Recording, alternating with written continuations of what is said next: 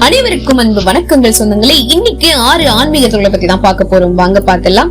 போட்ட அழுக்கு துணியை மீண்டும் மீண்டும் போடுவது வறுமையை உண்டாக்கும்.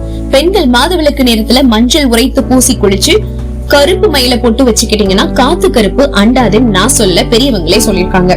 அதிகமா கிழிந்த துணிகளை உபயோகிக்க கூடாது. இவை தரித்திரத்தை உண்டாக்கும். கிழிஞ்ச துணிகள் எதா இருந்ததுன்னா வெள்ளத்துக்கு போடுறங்க. தரையில கை ஊன்றி சாப்பிடக்கூடாது. இவை நம்ம சக்தி எல்லாத்தையுமே கீழே பூமாதேவி இழுத்துக்குவாங்களாம்.